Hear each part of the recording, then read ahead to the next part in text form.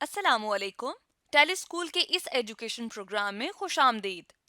ये programme TV पर हुकूमत पाकिस्तान और सबक फाउंडेशन की शिराकत से पेश किया जा रहा है। इसके लेसन्स पाकिस्तान के तमाम तालीमी बोर्ड बशमूल कैम्ब्रिज के सिलेबस के मुताबिक तैयार किए गए हैं, जिसमें एजुकेशन कंटेंट सबक फाउंडेशन प्रोवाइड कर रही है। सबक फाउंडेशन की वेबसाइट सबक.pk पर केजी से 12वीं जमात तक वीडियोस और प्रैक्टिस टेस्ट बिल्कुल मुफ्त दस्तियाब हैं। फिजिक्स लेसन में आज हम equilibrium and conditions of equilibrium के टॉपिक्स को डिस्कस करेंगे, जो कि फेडरल बोर्ड पंजाब केपीके की class 9th chapter number 4 turning affect of forces में मौजूद हैं। और यही टॉपिक्स कैम्ब्रिज बलूचिस्तान और सिंध की 9th क्लास में भी मौजूद हैं। इन वीडियोस को देखने के बाद सुनने के बाद आपको टू कंडीशंस ऑफ इक्विलिब्रियम को एक्सप्लेन करना अच्छे तरीके से आ जाना चाहिए। आज के फिज़िक्स के लेसन और इससे मुंसलिक वीडियोस को घर बैठे देखने के लिए आप सबक.pk की वेबसाइट पर जा सकते हैं। यहाँ पर तमाम बोर्ड्स की 9वीं से 12वीं जमात तक फ़िज़िक्स के सारे टॉपिक्स पर वीडियोस और प्रैक्टिस टेस्ट बिल्कुल मुफ्त मौजूद हैं। इनके ज़रिए आप अपने कंसेप्ट को पुख्ता करके इम्तिहानात में शानदार नंबर हासिल कर सकते हैं।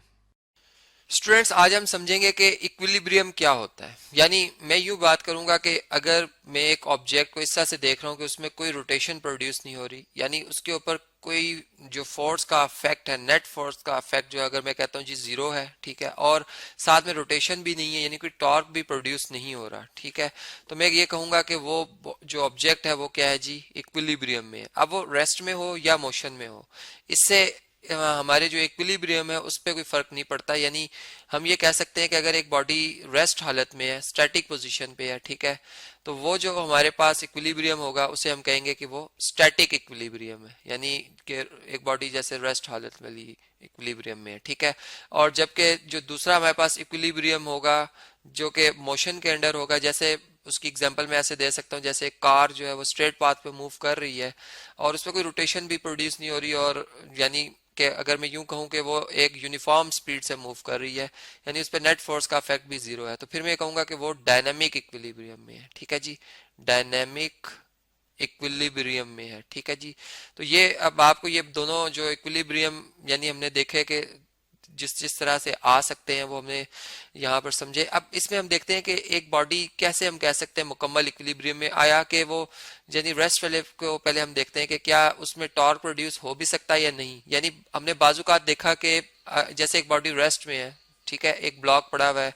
अब अगर हम देखें तो इस पे न्यूटन थर्ड लॉ अप्लाई हो रहा है, यानी ये ब्लॉक जो है जमीन पर एक फोर्स लगा रहा है जिसे हम वेट कहते हैं, ठीक है, जो डाउनवर्ड एक्ट कर रहा है, जबकि जमीन रिएक्शन में उतनी ही अमाउंट में इसको जो है वो उठाए हुए है रिएक्शन फोर्स में, ठीक है, जिनकी मैग्नीट्यूड सेम होती है और डायरेक्शन अपोजिट होती है। तो ये नेट फोर्स जो है इस ऑब्जेक्ट के ऊपर अगर हम देखें तो वो इस वक्त जो है वो कितनी है, 0 न्यूटन है। तो ये बॉडी इक्विलिब्रियम है। अब इसमें कोई रोटेशन प्रोड्यूस कराने वाली फोर्स ही नहीं है। यानी हमने देखा कि बाजुकात हम ये भी कह सकते हैं कि एक बॉडी पे अगर नेट फोर्स का इफेक्ट जीरो हो जाएगा तो बॉडी इक्विलिब्रियम में होगी, यानी वहां पे हम टॉर्क को नहीं बोलते। लेकिन अगर हम देखें कि एक बॉडी कुछ इस तरह से इक्विलिब्रियम में खुद लाना चाह रहे हैं, जैसे कि मैं ये कहूँ कि एक स्केल है, ठीक है, एक जिसके ऊपर हर पार्टिकल का मैस एक जैसा है, और इसे मैं अपनी फिंगर पे उठाता हूँ और इसको बिल्कुल यहाँ पर एक पॉइंट मुझे ऐसा मिल जाता है कि जहाँ पे बिल्कुल बैलेंस हो जाता है। अब अगर हम देखें तो जब हम इसे बैलेंस कर रहे थे तो ये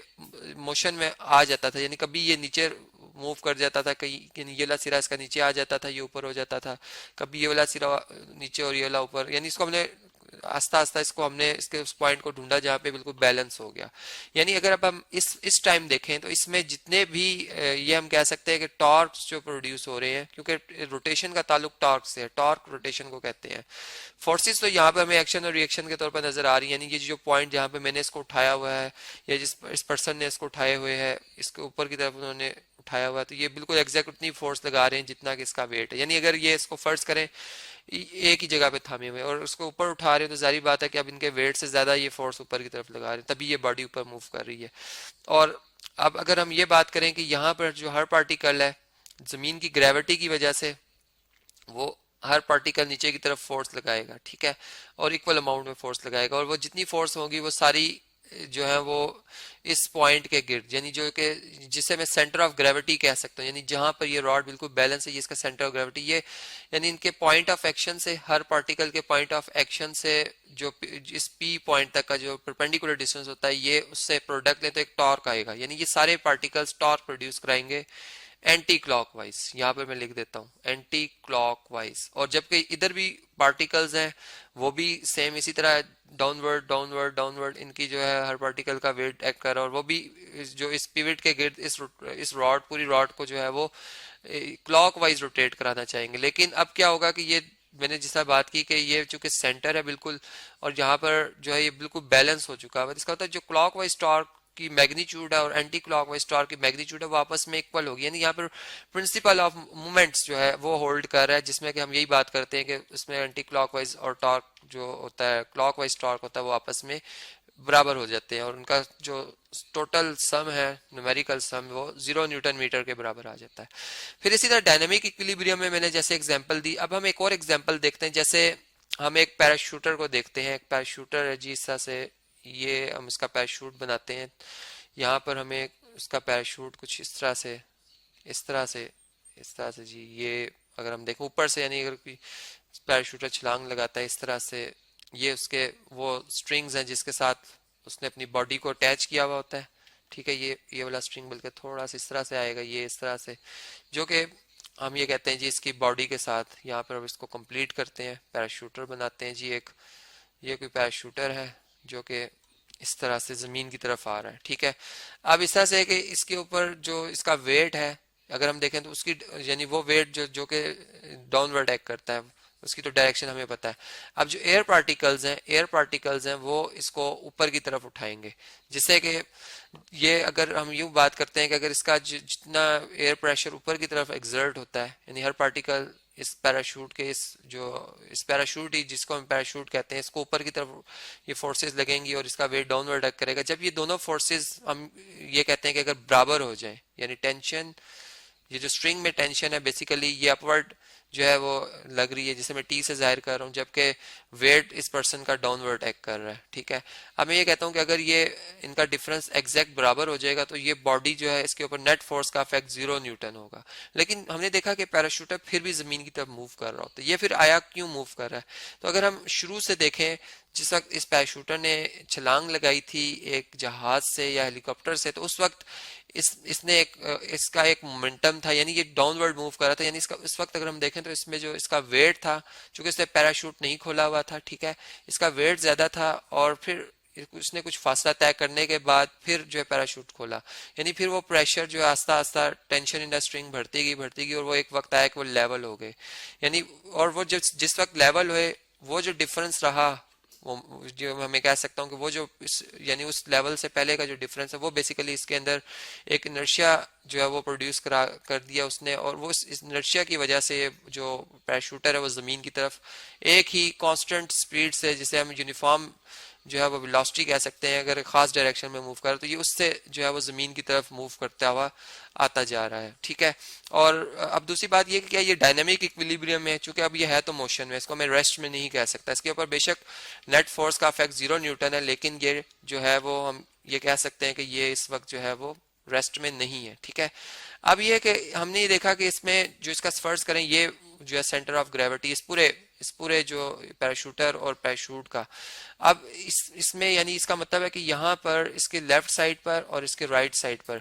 यानी ये इसकी सेंटर ऑफ ग्रेविटी या एक्सिस ऑफ रोटेशन में कह सकता हूँ कि अगर इसके ऊपर क्लॉकवाइज टॉर्क ज्यादा हो गया तो ये इस एक्सिस के गिर्द जो है क्लॉकवाइज इस तरह से गोल घूमते घूमते जमीन की तरफ गिरेगा, और अगर एंटी क्लॉकवाइज टॉर्क ज्यादा होगा तो ये इसी एक्सिस के गिर्द गोल घूमते घूमते जो एंटी क्लॉकवाइज घूमते हुए जमीन की तरफ गिरेगा। लेकिन अब ये बैलेंस हो गया, इसका मतलब कि यहाँ पर जितनी फोर्सेस का इफेक्ट इसके इस डायरेक्शन में प्रोड्यूस हो रहा है, ठीक है, जो कि अपवर्ड है, और जितना इस एक्सिस ऑफ रोटेशन से लेफ्ट साइड पे यानी पार्टिकल्स फोर्स लगा रहे हैं वो एक जैसी लगा रहे हैं, और दोनों का मोमेंट आर्म भी एक बराबर है। यानी इसका मतलब कि जो प्रिंसिपल ऑफ मोमेंट है, जिसमें हम ये कहते हैं कि बॉडी इक्विलिब्रियम में है इसका, और वो तभी इक्विलिब्रियम में होती है जब उस पर टोटल जो टॉर्क है उसका न्यूमेरिकल सम 0 न्यूटन मीटर होता है। तो यहाँ पे भी हम देख सकते हैं कि वो तभी इक्विलिब्रियम में आया जब इस पे ये टोटल टॉर्क जो हमारा 0 न्यूटन मीटर हुआ।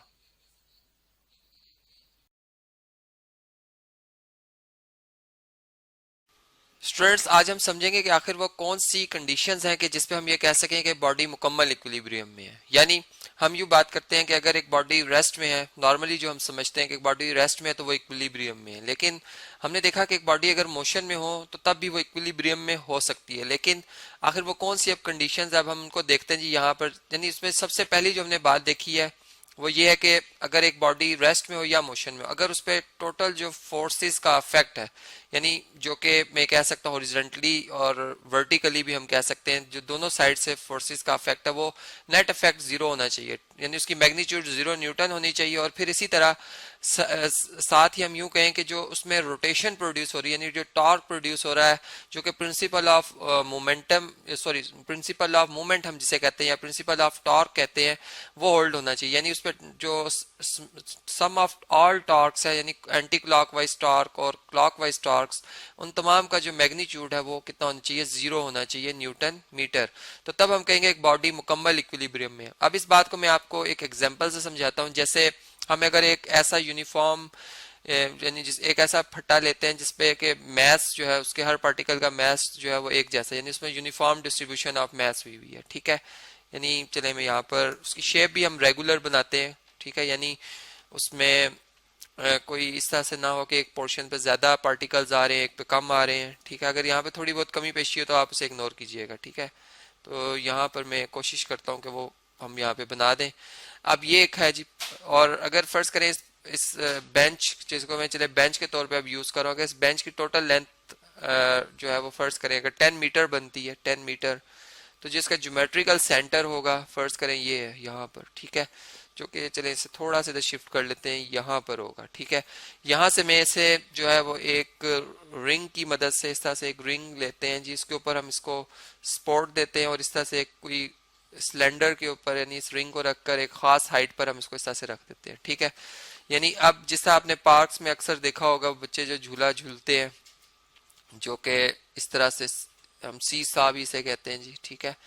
अब ये सच हमने इसको एक शेप दे दी। अब ये बिल्कुल इक्विलिब्रियम है, यानी रेस्ट पोजीशन पे, और हम देख रहे हैं कि इसमें कोई रोटेशन प्रोड्यूस नहीं हो रही, ठीक है। तो इस टाइप का जो इक्विलिब्रियम होता है हम इसे कहते हैं कि ये हमारे पास स्टैटिक इक्विलिब्रियम है, ठीक है। एक तो ये बात हमें पता चली। अब यहाँ पर क्या ये दोनों कंडीशन जो ऊपर मैंने लिखी है क्या होल्ड कर रही हैं? तो चलें पहले मैं इस तरह से बात करता हूँ, फोर्सेस के ऊपर हम बात कर लेते हैं। यानी हमने देखा कि चूंकि जो ये बेंच है इसके हर पार्टिकल का मैस एक जैसा है, हर पार्टिकल के ऊपर जो जमीन की ग्रेविटी है वो एक जैसा असर कर रही है, इसलिए कि इस पूरे बेंच को हमने जमीन से एक ही हाइट पे रखा हुआ है, ठीक है। यानी एक ही स्ट्रेंथ है इन तमाम पार्टिकल्स के ऊपर, ग्रेविटी एक जैसी असरअंदाज हो रही है, ये मैं कहना चाह रहा हूँ, ठीक है। तो अब हर पार्टिकल का मैस एक जैसा होने की वजह से जो डाउनवर्ड इसके वेट की वजह से, इस पार्टिकल के वेट की वजह से डाउनवर्ड जो डायरेक्शन में एक फोर्स लग रही है वो मैं यहाँ पर इस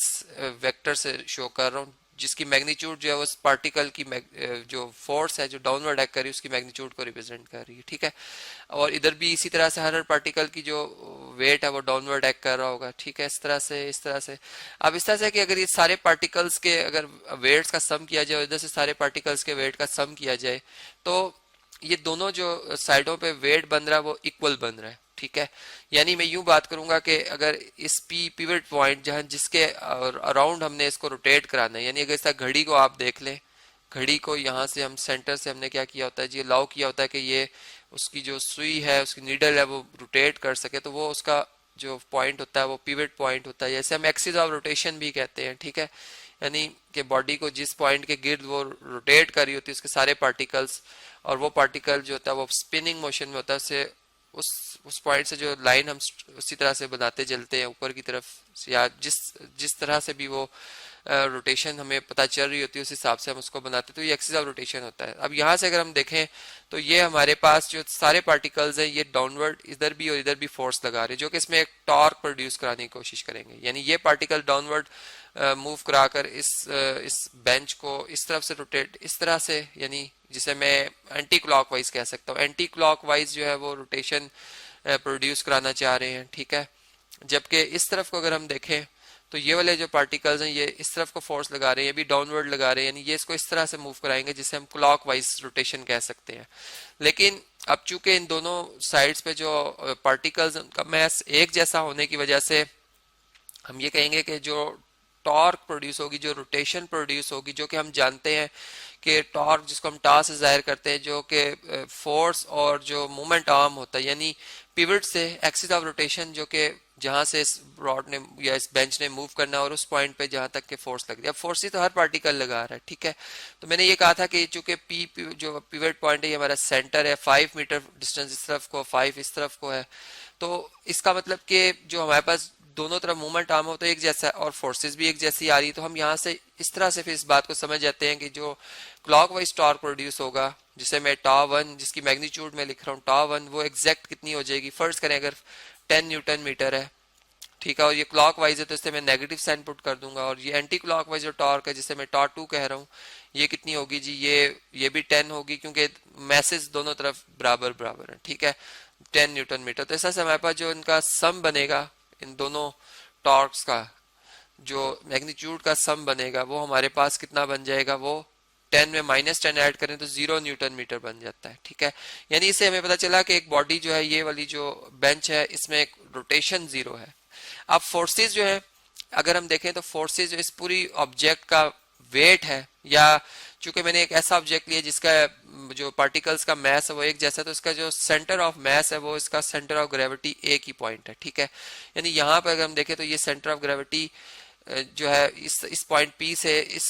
बेंच, या ये बेंच का जो मैं कह सकता हूँ होल जो वेट है वो इस पॉइंट पे डाउनवर्ड एक्ट कर रहा है, ठीक है, डाउनवर्ड्स इस तरह से एक्ट कर रहा है। और ये जो हमने एक स्पोर्ट बनाई हुई है, जो कि एक आप पुली भी समझ सकते हैं, या एक जो मैंने एक रिंग बनाया था जिसके ऊपर इसको मैंने बैलेंस किया हुआ है, ये इसको इस इतनी ही फोर्स में ऊपर उठाए हुए रिएक्शन के तौर पर, ठीक है, जिससे कि हम ये कह सकते हैं कि जो डाउनवर्ड फोर्स लग रही है वेट है, और जो अपवर्ड फोर्स लग रही है वो रिएक्शन फोर्स है। दोनों मैग्नीट्यूड में सेम है, एक्शन एंड रिएक्शन, जो न्यूटन थर्ड लॉ में हमने पढ़ा था, मैग्नीट्यूड में सेम होते हैं, अपोजिट डायरेक्शन होते हैं। तो इनका अगर हम सम कर लें इन फोर्सेस का, तो ये हमारे पास एग्जैक्ट जो है वो 0 न्यूटन बनता है। यानी हमने देखा कि वाकई ये जो एक बॉडी है उसको अगर हम ये कहना चाहें कि वो एब्सोल्यूट जो है वो इक्विलिब्रियम में है, ठीक है, तो उसके लिए इन दोनों कंडीशंस का होना लाजमी है। एक और एग्जांपल से अब हम इस बात को समझते हैं इस तरह से कि चले हम एक पैराशूटर की एग्जांपल ले लेते हैं। एक पैराशूटर को अगर आपने देखा हो कि जिस वक्त वो इस तरह से एयर से जब वो छलांग लगाता है, ठीक है, यानी स्पेस से, चले मैं इस तरह से इसको थोड़ा सा और बेहतर बनाने की कोशिश करता हूँ, ये और ये हमने उसकी कोई इस तरह से एक स्नैप ली है, ठीक है। अब ये इस तरह से स्ट्रिंग्स से इसको बांधा गया हुआ होता है, ठीक है, ये स्ट्रिंग्स हैं इस तरह से इस तरह से इस तरह से। अब ये फर्ज कर लें वो पैराशूटर है जो कि इस तरह से स्ट्रिंग के साथ हमने इसको अटैच किया हुआ है, जो कि इस तरह से जमीन की तरफ आ रहा है, ठीक है। इस तरह से अगर हम देखें अब इसे, तो अब ये जो हमारे पास पैराशूटर है, इसमें भी अगर आप देखें तो इस पे जो यानी रिएक्शन एक्शन के तौर पर ये जो इसका वेट है ये डाउनवर्ड एक्ट कर रहा है, ठीक है, यानी एक फोर्स डाउनवर्ड एक्ट कर रही है, और रिएक्शन के तौर पर जो एयर पार्टिकल्स हैं वो इससे ऊपर की तरफ इस पूरे जो पैराशूट के मटेरियल उसको ऊपर की तरफ धकेल रहे हैं, ठीक है। अब ये होगा कि जिस वक्त ये फोर्स ऊपर वाली फोर्स जो कि टेंशन इन स्ट्रिंग, जो कि जिस स्ट्रिंग से मटेरियल ऑब्जेक्ट को हमने इसके साथ इस पर्सन के साथ अटैच किया हुआ, इसमें एक टेंशन क्रिएट होगी ऊपर की तरफ फोर्स। अब जिस वक्त ये फोर्स बैलेंस हो जाएगी, टेंशन और वेट, ठीक है, यानी इनका डिफरेंस हमारे पास जो है वो जब 0 न्यूटन आ जाएगा, ठीक है, तो हम ये कहेंगे कि फोर्सेस का इफेक्ट अब 0 हो गया, लेकिन बॉडी अब मूव कर रही है, और क्या वो इक्विलिब्रियम में होगी। तो यहाँ पर हम ये बात यानी इस दावे से नहीं कर सकते कि ये इक्विलिब्रियम में होगी, क्योंकि यहाँ पर अब हम देख सकते हैं कि रोटेशन प्रोड्यूस हो सकती है, यानी अगर इस साइड पर ज्यादा एयर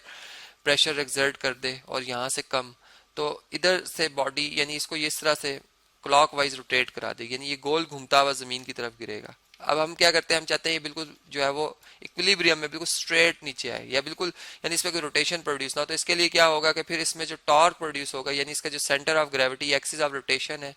वहां से हम इसकी लेफ्ट साइड और राइट साइड के दोनों तरफ का जो डिस्टेंस है, ठीक है, टोटल डिस्टेंस ये वाला, ये और इसके ऊपर जितनी भी फोर्स का एक इफेक्ट पड़ेगा ऊपर एयर पार्टिकल्स का, वो उन दोनों से जो टॉर्क प्रोड्यूस होगा एंटी क्लॉकवाइज और क्लॉकवाइज, जिसे हम प्रिंसिपल ऑफ मोमेंट कह सकते हैं, कि वो अगर होल्ड करेगा, यानी टोटल टॉर्क जब हमारे पास इसकी मैग्नीट्यूड 0 न्यूटन मीटर आएगी, और टोटल फोर्सेस का सम हमारे पास जो है वो 0 न्यूटन आएगा, तब हम कहेंगे कि ये जो पैराशूटर वो बिल्कुल इक्विलिब्रियम में है और इसमें कोई रोटेशन प्रोड्यूस नहीं हो रही। और इस टाइप का जो इक्विलिब्रियम होता है इसे हम डायनामिक इक्विलिब्रियम कहते हैं।